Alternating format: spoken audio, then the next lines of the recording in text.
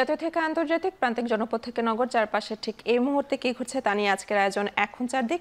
পুরো আয়োজন জুড়ে সঙ্গে আছে আমি মেহেরি নানি।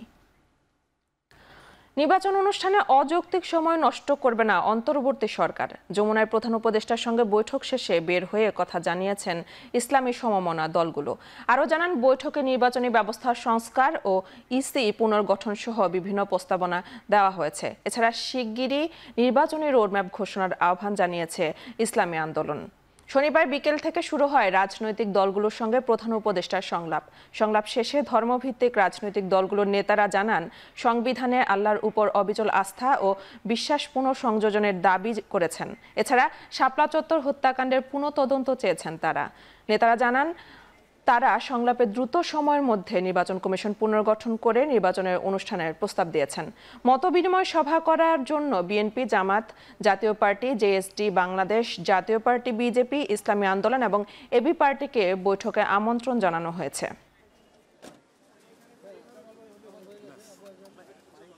সারা দেশব্যাপী সকল ভোটাধিকার প্রয়োগকারীদের জন্য প্রতিনিধিত্ব জাতীয় সংসদে নিশ্চিত করা যায়, সেই ধরনের একটি মৌলিক পরিবর্তনের সংস্কারের প্রস্তাবনা আমরা দিয়েছি।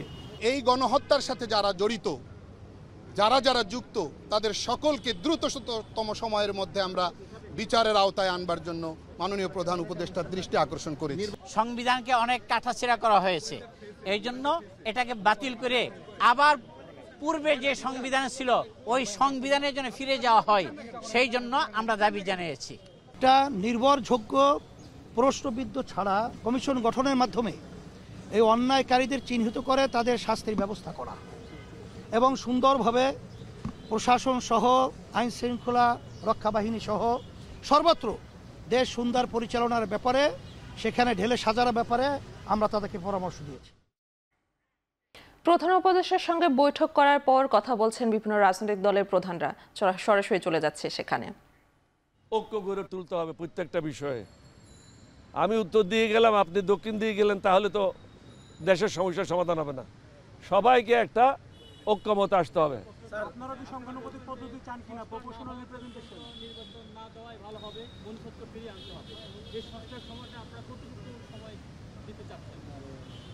অনির্দিষ্টকালের জন্য তো হতে পারবে না, তাহলে সরকার চালাতে পারবে না। ওনারা যদি বেশি সময় নেয়, তাদের পক্ষে সরকার পরিচালনা করা সম্ভব হবে না। কিছুর ব্যাপারে একটা রূপরেখা প্রদান করার জন্য আমরা বলেছি, এবং আমরা বলেছি যে একটা নির্দিষ্ট সময় আপনারা যদি অ্যানাউন্স করে দেন কি 9 মাস পরে নির্বাচন হবে, তাহলে রাজনৈতিক দলগুলি তাদের কর্মকাণ্ড নিয়ে ব্যস্ত হয়ে যাবে, আপনাকে বিরক্ত করবে না।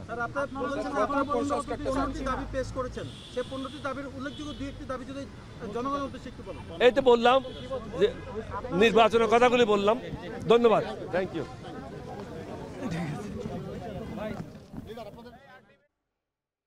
প্রধান উপদেষ্টা সেটা বৈঠকের পর কথা বলছিলেন বিভিন্ন রাজনৈতিক দলের নেতারা। বিএনপি মহাসচিব মির্জা ফখরুল ইসলাম আলমগীর বলেছেন, নির্বাচনের পরিবেশ সৃষ্টি করতে দায়িত্ব নিয়েছেন অন্তর্বর্তী সরকার। তিনি আশা করেন দ্রুত জনগণের সরকারের হাতে ক্ষমতা হস্তান্তর করতে হবে। কুমিল্লায় ত্রাণ বিতরণ কার্যক্রমে অংশ নিয়ে কথা বলেন বিএনপি মহাসচিব। কুমিল্লার লালমাইয়ের ছোট শরীফপুর উচ্চ বিদ্যালয় মাঠে বিএনপি ত্রাণ বিতরণ শেষে তিনি আরও জানান, নির্বাচনের মধ্য দিয়ে জনগণের কাছে ক্ষমতা হস্তান্তর করতে হবে। মির্জা ফখরুল আশা প্রকাশ করেন, বর্তমান অন্তর্বর্তী সরকার জনগণের দাবি অনুযায়ী সরকার হাতে ক্ষমতা হস্তান্তর করবে। আরও উল্লেখ করেন, একটি মহল ছাত্র জনতার বিজয়কে নস্যাতে অপচেষ্টায় লিপ্ত, তাদেরকে প্রতিহত করতে নেতাকর্মীদের তৎপর থাকার আহ্বান জানান মির্জা ফখরুল ইসলাম আলমগীর। আমরা বন্যা দুর্গত মানুষের পাশে দাঁড়াতে এসেছি, আমরা দাঁড়াবো। আরেকটা কথা আমি বলতে চাই, এই নতুন সরকার মাত্র 20-22 দিন বয়স হয়েছে, একে আমাদের সময় দিতে হবে যে সে যেন একটা সুষ্ঠু নির্বাচন করার মতো পরিবেশ তৈরি করতে পারে, তাই না? জনগণের যে দাবি, জনগণের প্রতিনিধির হাতে ক্ষমতা তুলে দিতে হবে, জনগণের সরকারের হাতে ক্ষমতা দিতে হবে। ধর্মের ভিত্তিতে জাতির মধ্যে বিভাজন সৃষ্টি জামায়াতে ইসলামের কাজ নয় বলে মন্তব্য করেছেন দলটির আমির ডক্টর শফিকুর রহমান। রাজধানীর সেগুনবাগিচায় কবি, লেখক, শিল্পীদের সমাবেশে তিনি আরও বলেন, ধর্ম যার যার ব্যক্তিগত বিষয়। প্রত্যেকটি নাগরিক তার ন্যায্য অধিকার পাক। এখানে কোনো রাজনৈতিক জমিদারি আমরা বরদাস্ত করব না। রাজনীতিবিদরা হবেন জাতির স্রেফ সেবক, এর বাইরে তাদের কোনো পরিচয় নেই। রাজনীতিবিদরা কখনো দেশের মালিকানা দাবি করতে পারবেন না। যারা এই মালিকানা দাবি করেছেন যুগে যুগে তারা চরমভাবে অপদস্থ হয়েছেন। আওয়ামী লীগ সরকারের পতনের পর বাক স্বাধীনতা ফিরলেও পূর্ণ গণতান্ত্রিক রাষ্ট্র পেতে হলে বদলে ফেলতে হবে সংবিধানও। সেটি বাস্তবায়নে অন্তর্বর্তী সরকারের কাছে গণপরিষদ নির্বাচন চান বিশেষজ্ঞরা। তবে নতুন করে সংবিধান লিখতে হবে নাকি সংশোধন করতে হবে উঠে আসছে সে প্রশ্ন। শনিবার BIISS মিলনায়তনে গভর্নেন্স স্টাডিজ CGS আয়োজিত গণতন্ত্র পুনর্গঠনের জন্য সংলাপে বক্তারা বলেন, বর্তমান সংবিধান শেখ হাসিনার সংশোধিত একনায়কতান্ত্রিক রাষ্ট্র কাঠামো গড়ে তোলা সহায়ক, যার কিছু ধারা সংশোধন করেও এর থেকে পরিত্রাণ পাওয়া সম্ভব নয়। পাশাপাশি মতপ্রকাশের স্বাধীনতা ছাড়া গণতন্ত্র রক্ষা অসম্ভব। তাই এটি পুনর্গঠন করতে হলে সংবিধান সংশোধন করতেই হবে। এটা টিকে থাকতে পারবে না। ওই অংশটা কিন্তু আমরা মুছে ফেলে সংবিধানের মধ্যে পলিটিক্যাল পার্টিস সংবিধান সংশোধন করা হবে নাকি নতুন করে হবে। এখানে আমার ব্যক্তিগত একটা ছোট্ট অভিমত আমি বলে রাখি, সেটা হচ্ছে আমি সংশোধন শব্দটার পক্ষে নই। কেননা আমার কাছে মনে হয়েছে যে সংবিধানে যে পরিস্থিতি তৈরি হয়েছে তাতে ব্যান্ডেড দিয়ে কোনো কাজ হবে না। এটা পুনর্লিখন ছাড়া কোনো রকম উপায় নেই। তার কারণ কি? তার সবচেয়ে বড় কারণ হচ্ছে আপনার যে আর্টিকেল 7A, যেখানে বেসিক স্ট্রাকচারের নামে এমন সব জিনিসপত্র তৈরি করা হয়েছে যেগুলি সংশোধন করা যাবে না। ডেমোক্রেটিক রিকনস্ট্রাকশনটাই হচ্ছে আমাদের মূল লক্ষ্য। বললাম যে আমাদের সংলাপ কিন্তু সংবিধান নিয়ে নয়, আমাদের সংলাপ হচ্ছে ডেমোক্রেটিক রিকনস্ট্রাকশনের জন্য। যেখানে আজকে যে মতামতগুলো আসলো, অভিমতগুলো আসলো, সব মতামতই এই ডেমোক্রেটিক রিকনস্ট্রাকশনকে শক্তিশালী করবে।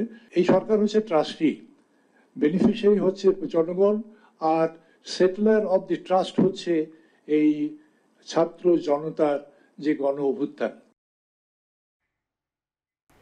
অন্তর্বর্তী সরকার দায়িত্ব নেয়ার পর দাম কমালো জ্বালানি তেলের। এটি সরাসরি ভোক্তা পর্যায়ে ইউনূস সরকারের প্রথম সিদ্ধান্ত।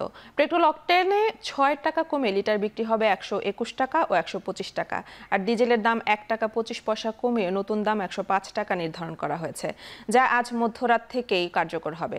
শনিবার বেলা 11টার দিকে খুলনার খালিশপুরে অবস্থিত নির্মাণাধীন Rupsa 800 megawatt combined cycle power plant প্রকল্প পরিদর্শনে গিয়ে এ তথ্য জানান অন্তর্বর্তী সরকারের বিদ্যুৎ, জ্বালানি ও খনিজ সম্পদ উপদেষ্টা ফাউজুল কবির খান।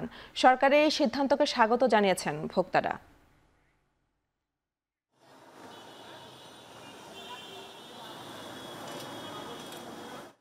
ডিজেলের দাম 106 টাকা 75 পয়সা থেকে 105 টাকা 50 পয়সা, মানে 1 টাকা 25 পয়সা পার লিটারে কমাচ্ছে। অকটেনের দাম 131 টাকা থেকে 125 টাকা, মানে 6 টাকা কমাচ্ছে। পেট্রোলের দাম 127 টাকা থেকে 121 টাকা, সেটাও 6 টাকা কমাচ্ছে। তো এখন আমরা কমাচ্ছি, কিন্তু এটা যে আবার বাড়বে না এটা কিন্তু নিশ্চয়তা দিতে পারবো না। বৈদেশিক মুদ্রার যে সংকট আছে সেই সংকটে উত্তরণের জন্য আমরা একটা এনেছি, এটা $3 বিলিয়ন না। তো সেই সহায়তা কর্মসূচির আওতায় আমাদেরকে নিয়মিতভাবে এই জ্বালানি তেলের মূল্য অ্যাডজাস্ট করতে হবে। এখন চারদিকে নিচ্ছে একটি বিরতি, ফিরছি একটু পরেই।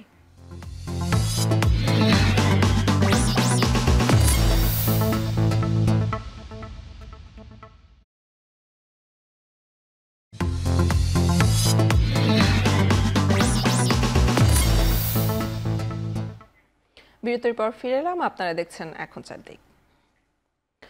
রাজধানীর ভাটারায় কিশোর সোহাগ মিয়াকে গুলি করে হত্যার অভিযোগে করা মামলায় সাবেক চিফ হুইপ আসম ফিরোজের ফের 3 দিনের রিমান্ড মঞ্জুর করেছেন আদালত। এদিন আদাবর থানায় পোশাক শ্রমিক রুবেল হত্যা মামলায় 2 দফায় রিমান্ড শেষে সাংবাদিক দম্পতি ফারজানা রূপা ও শাকিল আহমেদকেও আনা হয় আদালতে।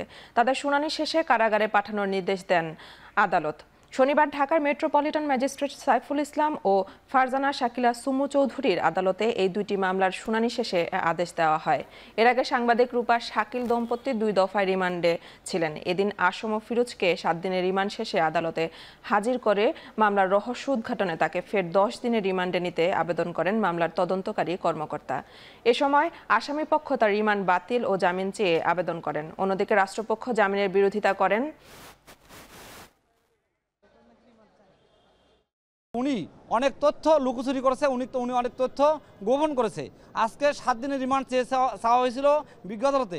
বিজ্ঞ আদালত নথি পর্যালোচনা করে সন্তুষ্ট হয়ে তা 3 দিনের রিমান্ডের আবেদন মঞ্জুর করেছেন। এই আসামিকে আগে 7 দিন রিমান্ড দিয়েছিলেন, সেই রিমান্ডে বিন্দু পরিমাণ অগ্রগতি নাই এবং কোন কারণে রিমান্ড চায়, কী জন্য চায়।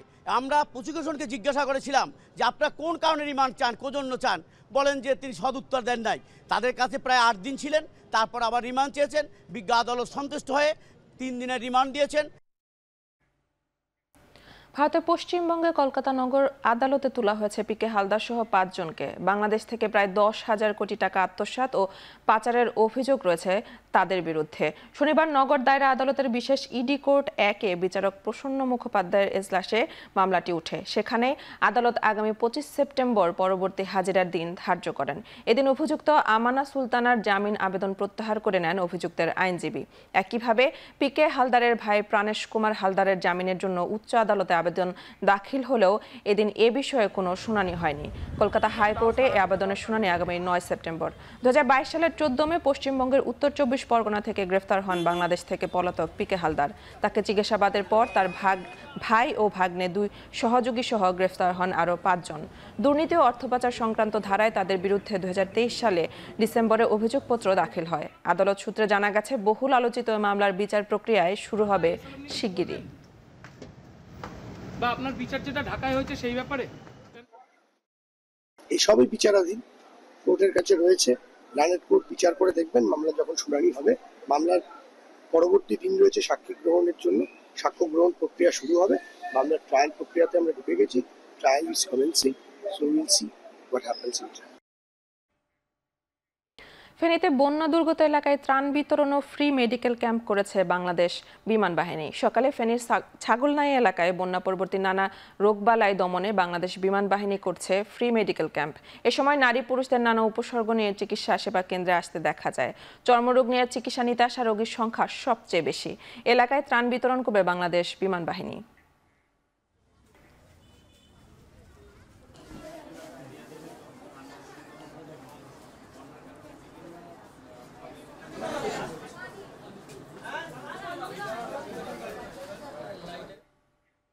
বন্যা দুর্গত এলাকায় ক্ষতিগ্রস্তদের পুনর্বাসনে দ্রুত কাজ শুরু করা হবে বলে জানিয়েছেন মুক্তিযুদ্ধ, ত্রাণ ও দুর্যোগ ব্যবস্থাপনা বিষয়ক উপদেষ্টা ফারুকী আজম। দুপুরে চট্টগ্রাম সার্কিট হাউসে বন্যা পরিস্থিতি নিয়ে প্রশাসনের সাথে বৈঠক শেষে সাংবাদিকদের তিনি কথা বলেন।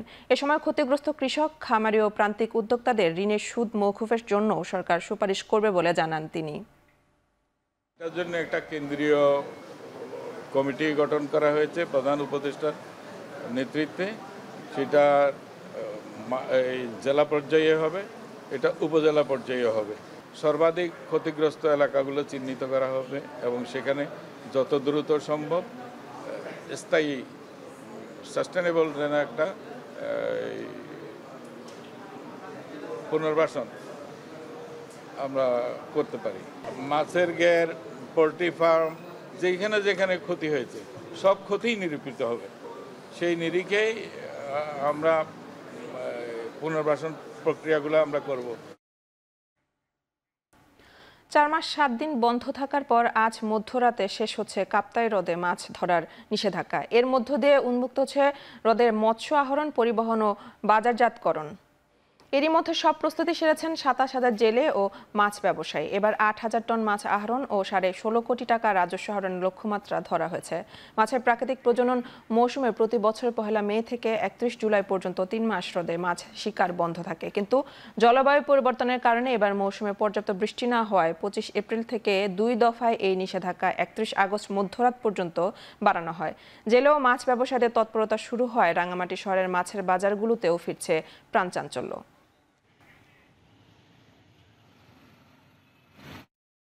এখন চারদিকে নিচ্ছি আরও একটি বিরতি, ফিরছি একটু পরেই।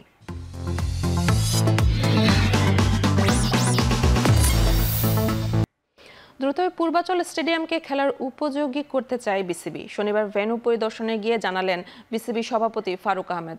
আর মাঠ যে নৌকার আদলে হচ্ছে না সেটাও নিশ্চিত করলেন বিসিবির শীর্ষকর্তা। আরও জানালেন সংস্কারের দায়িত্ব দেওয়া হবে পূর্বের কনসালটেন্সি প্রতিষ্ঠানকে।